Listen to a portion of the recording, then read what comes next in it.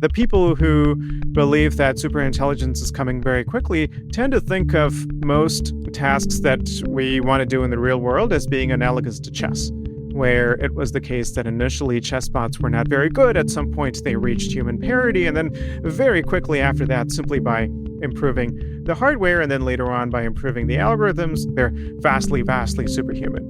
We don't think most tasks are like that. This is true when you talk about tasks that are integrated into the real world, require common sense, require a kind of understanding of a fuzzy task description. It's not even clear when you've done well and when you've not done well.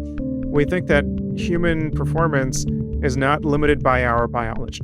It's limited by our state of knowledge of the world, for instance. So the reason we're not better doctors is not because we're not computing fast enough. It's just that medical research has only given us so much knowledge about how the human body works and, how drugs work and so forth. And that's one. And the other is you've just hit the ceiling of performance. The reason people are not necessarily better writers is that it's not even clear what it means to be a better writer. It's not as if there's going to be a magic piece of text, that's going to persuade you of something that you never wanted to believe, for instance, right? We don't think that sort of thing is even possible. And so those are two reasons why in the vast majority of tasks, we think AI is not going to become better, or at least much better than human professionals.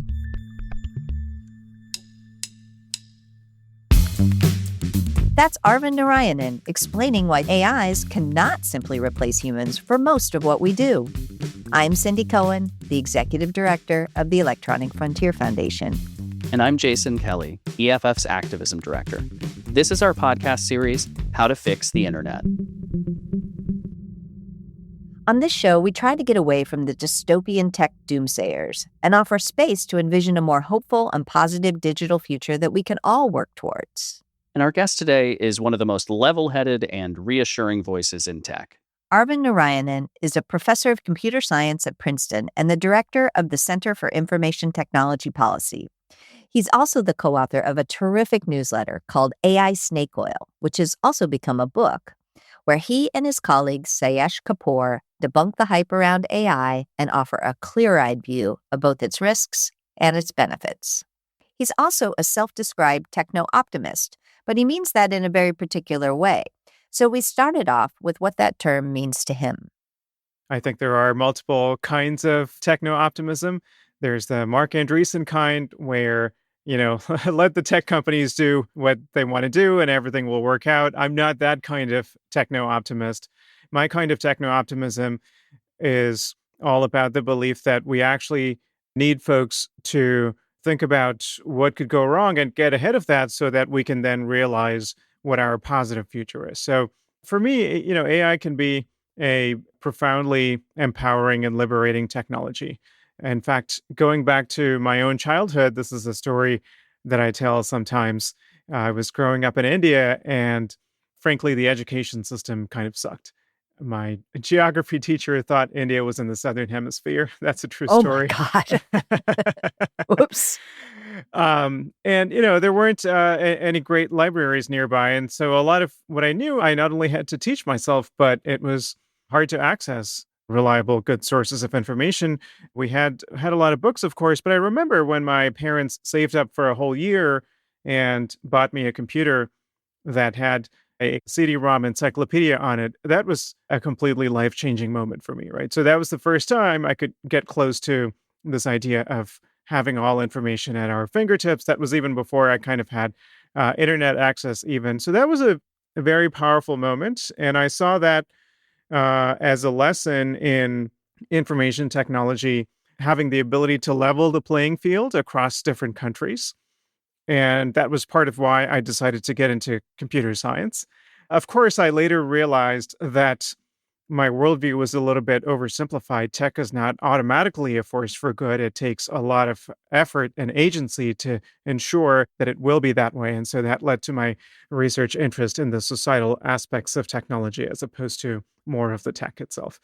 Anyway, all of that is a long-winded way of saying I see a lot of that same potential in AI that existed in the way that internet access, if done right, has the potential and has been bringing a kind of liberatory potential to so many in the world who might not have the same kinds of access that we do here in the Western world with our institutions and so forth. So let's drill down a second on this because I really love this image. I was a little girl growing up in Iowa, and seeing the internet made me feel the same way. Like I could have access to all the same information that people who were in the big cities and had the fancy schools could have access to. So, from I think all around the world, there's this experience. And depending on how old you are, it may be that you discovered Wikipedia as opposed to a CD-ROM of an encyclopedia, but it's that same moment. And I think that that is the promise that we have to hang on to. So what would an educational world look like, if you're a student or a teacher, if we're getting AI right? So let me start with my own experience. I kind of actually use AI a lot in the way that I learn new topics. This is something I was surprised to find myself doing, given the well known limitations of these chatbots and accuracy. But it turned out that there are relatively easy ways to work around those limitations. One kind of example of a user adaptation to it is to always be in a critical mode where you know that out of 10 things that AI is telling you, one is probably going to be wrong. And so being in that skeptical frame of mind actually, in my view, enhances learning. And that's the right frame of mind to be anytime you're learning anything, I think. So that's one kind of adaptation. But there are also technology adaptations, right? Just the simplest example, if you ask AI to be in Socratic mode, for instance, in a conversation, a chatbot will take on a much more appropriate role for helping the user learn, as opposed to one where students might ask for answers to homework questions and end up taking shortcuts, and it actually limits their critical thinking and their ability to learn and grow, right? So that's one simple example to make the point that a lot of this is not about AI itself, but how we use AI. More broadly, in terms of a vision for how integrating this into the education system could look like, I do think there is a lot of promise in personalization. Again, this has been a target of a lot of overselling, that AI can be a personalized tutor to every individual. And I think there was a science fiction story that was intended as a warning sign, but a lot of people in the AI industry have taken as a manual or a vision for what this should look like. But even in my experiences with my own kids, right, they're 5 and 3, even little things like, I was talking to my daughter about fractions the other day, and I wanted to help her visualize fractions. And I asked Claude to make a little game that would help do that. And within, it was 30 seconds or a minute or whatever, it made a little game where it would generate a random fraction, like 3/5, and then ask the child to move a slider, and then it will divide the line segment into 5 parts, highlight 3, show how close the child did to the correct answer, and give feedback and that sort of thing. And you can kind of instantly create that, right? So this convinces me that there is, in fact, a lot of potential in AI and personalization. If a particular child is struggling with a particular thing, a teacher can create an app on the spot and have the child play with it for 10 minutes and then throw it away and never have to use it again. But that can actually be meaningfully helpful. This kind of AI and education conversation is really close to my heart because I have a good friend who runs a school. And as soon as AI sort of burst onto the scene, he was so excited for exactly the reasons you're talking about. But at the same time, a lot of schools immediately put in place sort of like, chat GPT bans and things like that. And we talked a little bit on EFF Steep Link's blog about how, that's probably an overstep in terms of like people need to know how to use this, whether they're students or not. They need to understand what the capabilities are so they can have the sort of uses of it that are adapting to them rather than just sort of like immediately trying to do their homework. So do you think schools, given the way you see it, are well positioned to get to the point you're describing? I mean, that seems like a pretty far future where a lot of teachers know how AI works or school systems understand it. Like, how do we actually do the thing you're describing? Because most teachers are overwhelmed as it is. Exactly. That's the root of the problem. I think there need to be, structural changes. There need to be more funding. And I think there also needs to be more of an awareness so that there's less of this kind of adversarial approach. I think about, the levers for change where I can play a little part. I can't change the school funding situation, but just as one simple example, I think the way that researchers are looking at this, maybe right now today, as not the most helpful and can be reframed in a way that is much more actionable to teachers and others. So there's a lot of studies that look at what is the impact of AI in the classroom that to me are the equivalent of, is eating food good for you? It's addressing the question at the wrong level of abstraction. Yeah. I mean, you can't answer the question at that high level because you haven't specified any of the details that actually matter. Whether food is good, it entirely depends on what food it is. And if the way you studied that was to go into the grocery store and sample the first 15 items that you saw, you're measuring properties of your arbitrary sample instead of the underlying phenomena that you want to study. And so I think researchers have to drill down much deeper into what does AI for education actually look like. Right. If you ask the question at the level of are chatbots helping or hurting students, you're going to end up with nonsensical answers. So I think the research can change and then other structural changes need to happen. I heard you on a podcast talk about AI and saying kind of a similar point, which is that, what if we were deciding whether vehicles were good or bad, right? Nobody would, Yeah. everyone could understand that that's way too broad a characterization for a general purpose kind of device to come to any reasonable conclusion. So you have to look at the difference between, a truck, a car, a taxi, various other kinds of vehicles in order to do that. And I think you do a good job of that in your book, at least in kind of starting to give us some categories. And the one that we're most focused on at EFF is the difference between predictive technologies and other kinds of AI. Because I think, like you, we have identified these kind of predictive technologies as being kind of the most dangerous ones we see right now in actual use. Am I right about that? That's our view in the book, yes, in terms of the kinds of AI that has the biggest consequences in people's lives and also where the consequences are very often quite harmful. So this is AI in the criminal justice system, for instance, used to predict who might fail to show up to court or who might commit a crime and then kind of prejudge them on that basis, right? And deny them their freedom on the basis of something they're predicted to do in the future, which in turn is based on the behavior of other similar defendants in the past, right? So there are two questions here, a technical question and a moral one. The technical question is, how accurate can you get? And it turns out when we review the evidence, not very accurate. There's a long section in our book at the end of which we conclude that one legitimate way to look at it is that all that these systems are predicting is the more prior arrests you have, the more likely you are to be arrested in the future. So that's the technical aspect. And that's because, it's just not known who is going to commit a crime. Yes, some crimes are premeditated, but a lot of the others are spur of the moment or depend on random things that might happen in the future. It's something we all recognize intuitively, but when the words AI or machine learning are used, some of these decision makers seem to somehow suspend common sense and somehow believe that the future is actually accurately predictable. The other piece that I've seen you talk about and others talk about is that the only data you have is what the cops actually do. And That's that right. doesn't tell you about crime. It tells you about what the cops do. So my friends at the Human Rights Data Analysis Group called it predicting the police rather than predicting Yeah. policing. And we Yeah. know there's a big difference between the crime that the cops respond to and the general crime. So it's going to look like the people who commit crimes are the people who always commit crimes when it's just the subset that the police are able to focus on. And we know there's a lot of bias baked into that as well. So it's not just inside the data, it's outside the data that you have to think about in terms of these prediction algorithms and what they're capturing and what they're not. Is that fair? That's totally, yeah, that's exactly right.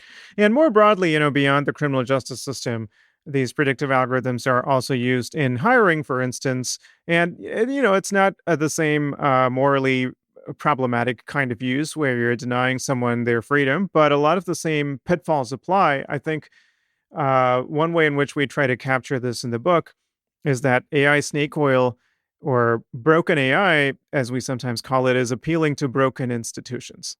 So the reason that AI is so appealing to hiring managers is that, yes, it is true that something is broken with the way we hire today. Companies are getting hundreds of applications, maybe 1,000 for each open position. They're not able to manually go through all of them. So they want to try to automate the process. But that's not actually addressing what is broken about the system. And when they're doing that, the applicants are also using AI to increase the number of positions they can apply to. And so it's only escalating the arms race, right? I think the reason this is broken is that we fundamentally don't have good ways of knowing who's going to be a good fit for which position.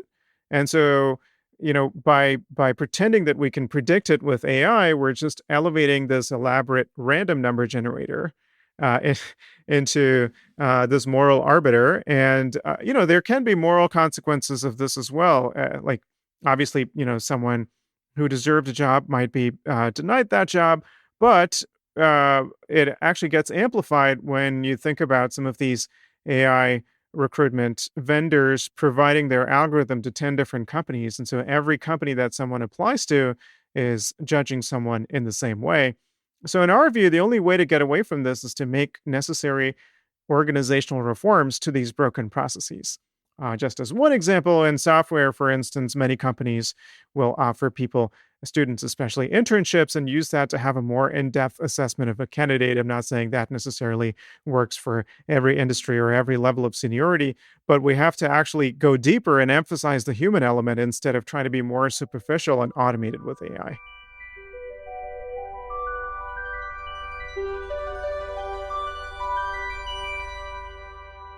One of the themes that you bring up in the newsletter and the book is AI evaluation. Let's say you have one of these companies with the hiring tool. Why is it so hard to evaluate the sort of like effectiveness of these AI models or the data behind them? I know that it can be, difficult if you don't have access to it, but even if you do, how do we figure out the shortcomings that these tools actually have? There are a few big limitations here. Let's say we put aside the data access question. The company itself wants to figure out how accurate these decisions are.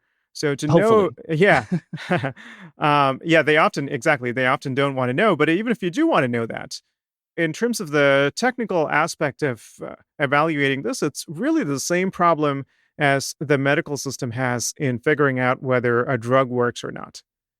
And we know how hard that is. That actually requires a randomized controlled trial. It actually requires experimenting on people, which in turn introduces its own ethical quandaries. So you need oversight for the ethics of it. But then you have to recruit hundreds, sometimes thousands of people, follow them for a period of several years, and figure out whether the treatment group for which you either gave the drug or in the hiring case you implemented your algorithm has a different outcome on average from the control group for whom you either gave a placebo or in the hiring case you used the traditional hiring procedure, right? So that's actually what it takes.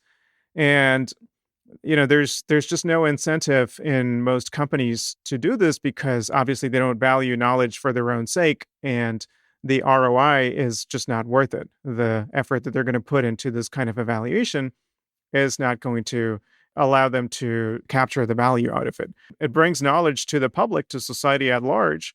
So what do we do here, right? So usually in cases like this, the government is supposed to step in and use public funding to do this kind of research.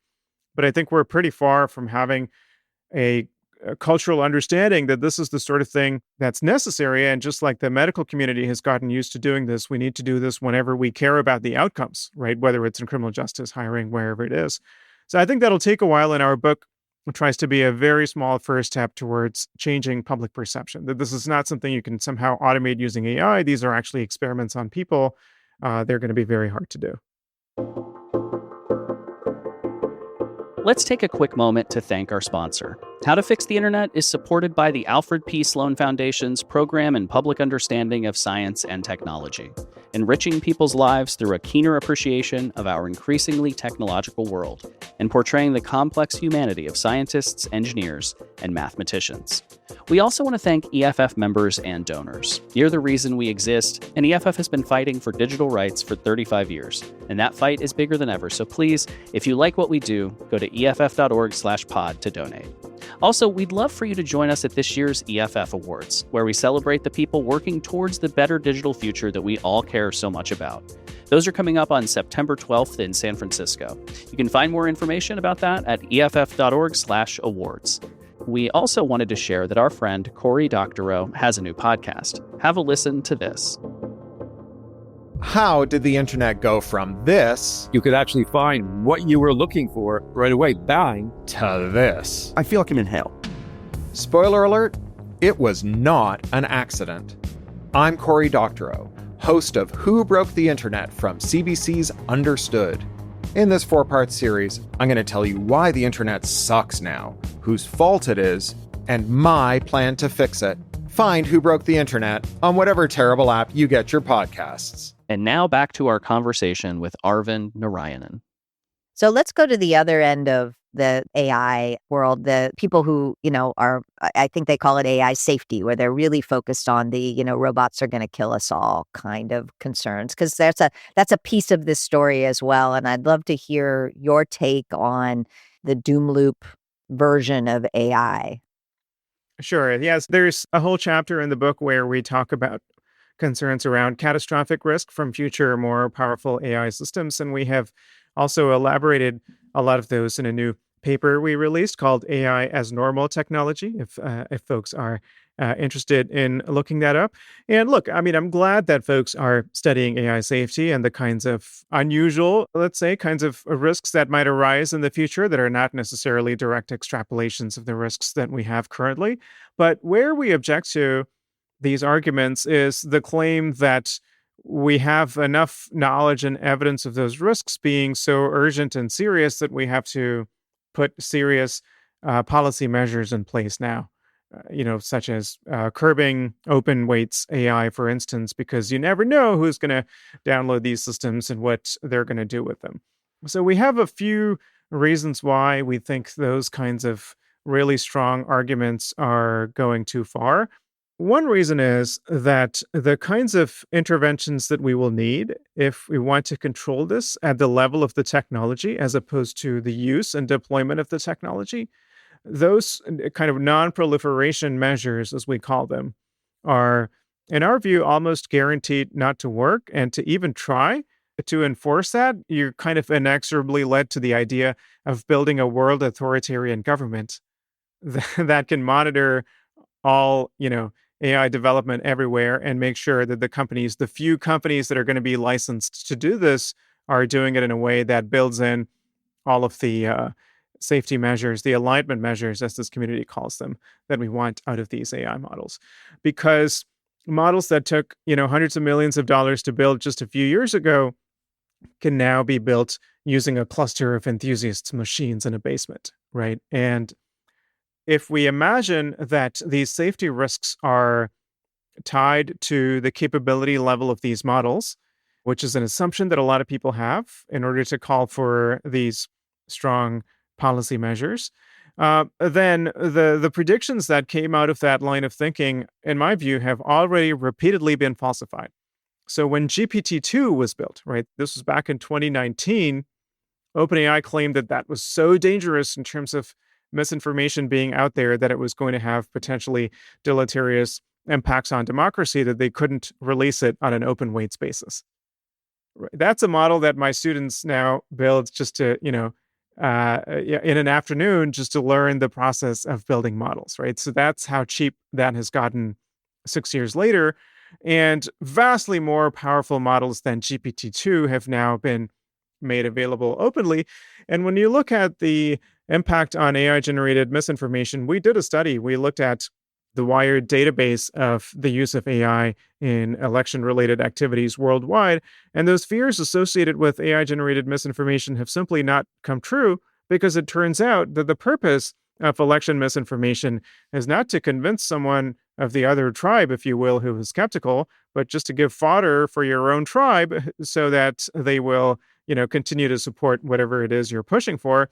And for that purpose, it doesn't have to be that convincing or that deceptive. It just has to be cheap fakes, as it's called. It's the kind of thing that anyone can do, in 10 minutes with Photoshop. So even with the availability of sophisticated AI image generators, a lot of the AI misinformation we're seeing are these kinds of cheap fakes that don't even require that kind of sophistication to produce, right?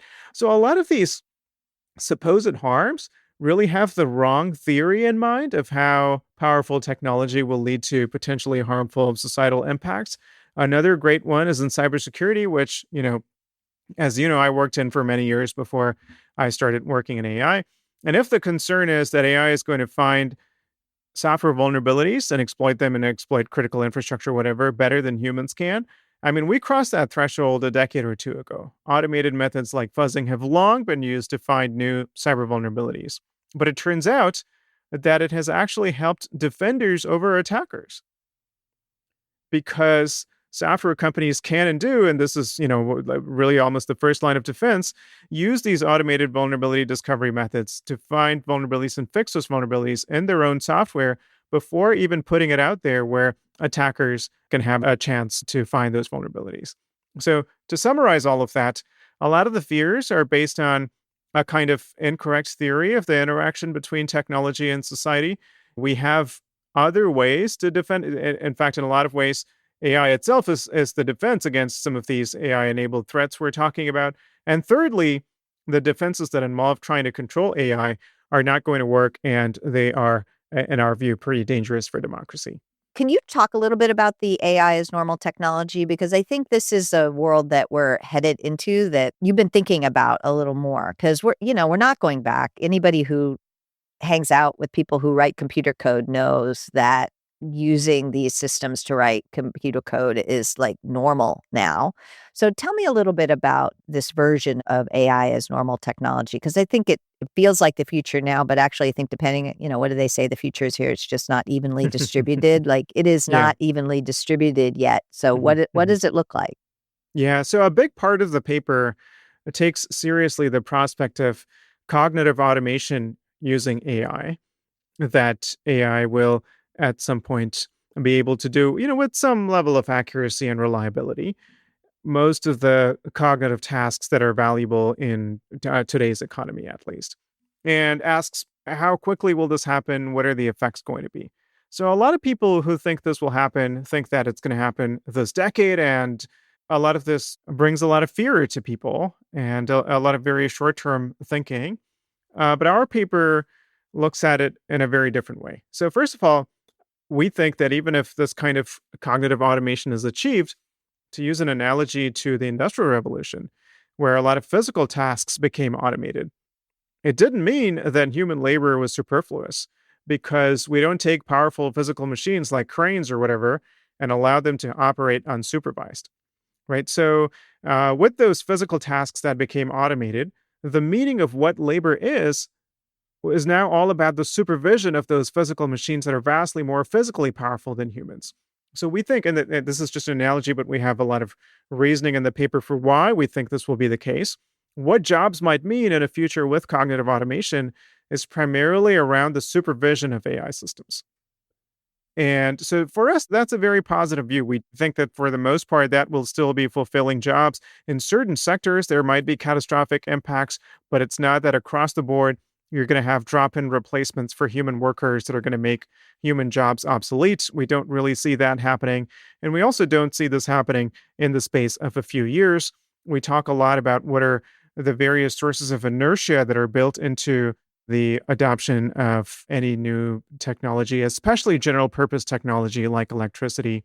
We talk about, again, another historic analogy where factories took several decades to figure out how to replace their steam boilers in a useful way with electricity, not because it was technically hard, but because it required organizational innovations like changing the whole layout of factories around the concept of the assembly line. So we think through what some of those changes might have to be when it comes to the use of AI, and we say that we have a few decades to make this transition, and that even when we do make the transition, it's not going to be as scary as a lot of people seem to think.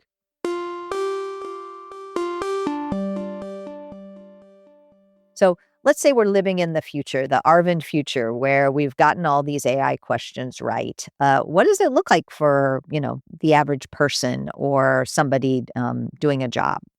Sure. A few big things. I want to use the internet as an analogy here.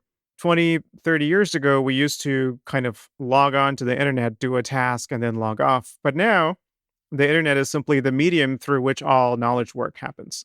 right? So we think that if we get this right in the future, AI is going to be the medium through which knowledge work happens. It's kind of there in the background and automatically doing stuff that we need done without us necessarily having to go to an AI application and ask it something and then bring the result back to something else. There's this famous definition of AI that AI is whatever hasn't been done yet. So what that means is that when a technology is new and it's not working that well and its effects are double-edged, that's when we're more likely to call it AI. But eventually it starts working reliably and it kind of fades into the background and we take it for granted as part of our digital or physical environment. And we think that that's going to happen with generative AI to a large degree. It's just going to be invisibly making all knowledge work a lot better. And human work will be primarily about exercising judgment over the AI work that's happening pervasively, as opposed to humans being the ones doing the nuts and bolts of the thinking in any particular occupation. I think another one is I hope that we will have gotten better at recognizing the things that are intrinsically human and putting more human effort into them, that we will have freed up more human time and effort for those things that matter.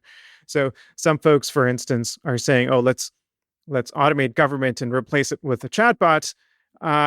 We point out that that's missing the point of democracy, which is to, it's if a chatbot is making decisions, it might be more efficient in some sense, but it's not in any way reflecting the will of the people. So whatever people's concerns are with government being inefficient, automation is not going to be the answer. We can think about structural reforms, and we certainly should. Maybe it will free up more human time to do the things that are intrinsically human and really matter, such as how do we govern ourselves and so forth. And I would go back to the very thing we started from, which is AI and education. I do think there's orders of magnitude more human potential to open up. And AI is not a magic bullet here. Technology on the whole is only one small part of it. But I think as we more generally become wealthier and we have, lots of different reforms, hopefully one of those reforms is going to be schools and education systems being much better funded, being able to operate much more effectively, and every child one day being able to perform as well as the highest achieving children today. And there's just an enormous range, and so being able to improve human potential to me is the most exciting thing. Thank you so much, Arvind. Thank you, Jason and Cindy. This has been really, really fun.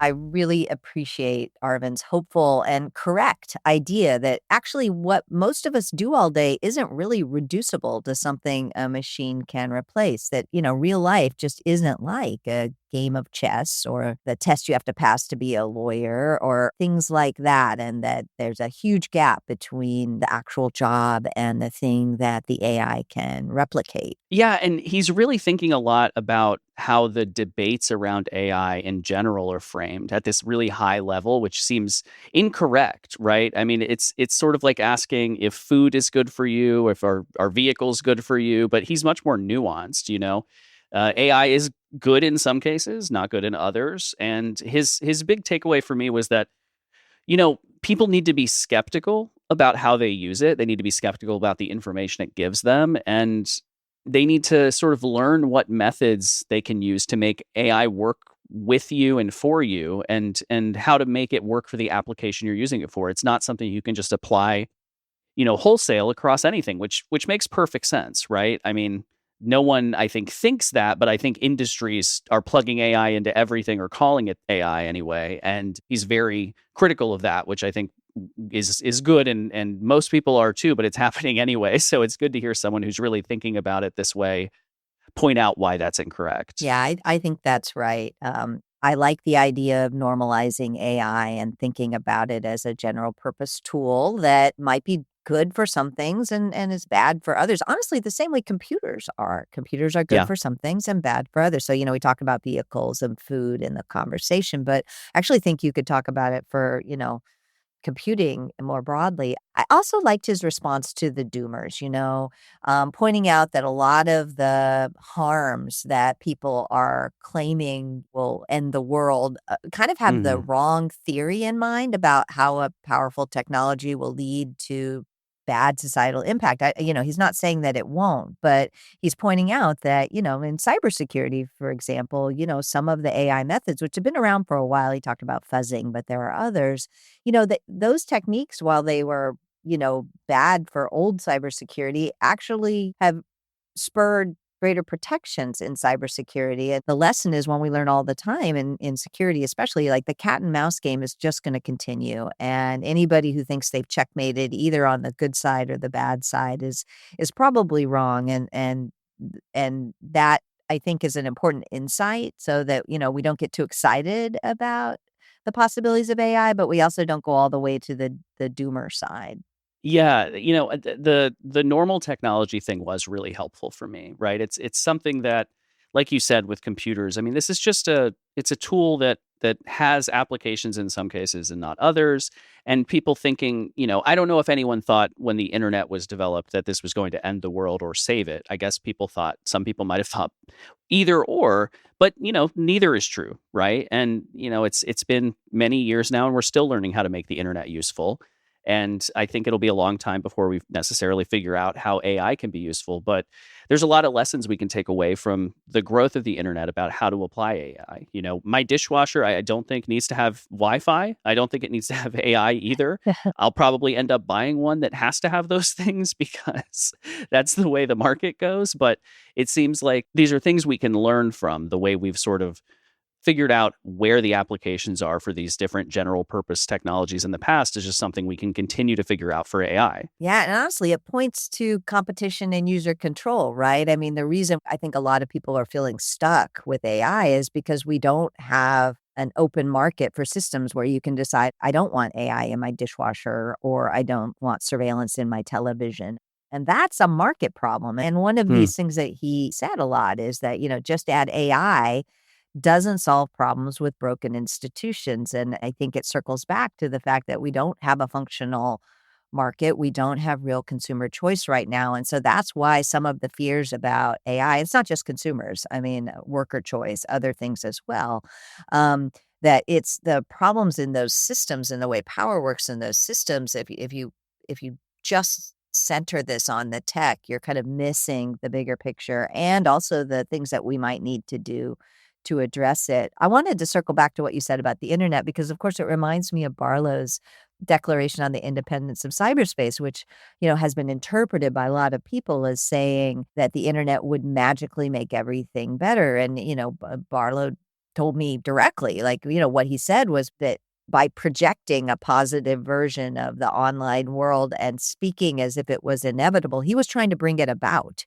Right. And I think this might be another area where we do need to bring about a better future and we need to posit a better future, but we also have to be clear-eyed about the risks and whether we're headed in the right direction or not, despite what we hope for. And that's our episode for today. Thanks so much for joining us. If you have feedback or suggestions, we'd love to hear from you. Visit EFF.org/podcast and click on listener feedback. And while you're there, you can become a member and donate, maybe even pick up some of the merch, and just see what's happening in digital rights this week and every week. Our theme music is by Nat Keefe of Beatmower with Reed Mathis, and How to Fix the Internet is supported by the Alfred P. Sloan Foundation's Program in Public Understanding of Science and Technology. We'll see you next time. I'm Jason Kelley. And I'm Cindy Cohn.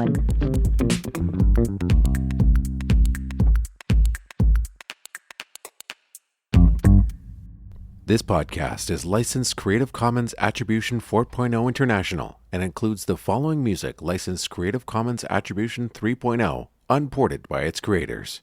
Drops of H2O, The Filtered Water Treatment by Jay Lang. Additional music, theme remixes, and sound design by Gaetan Harris.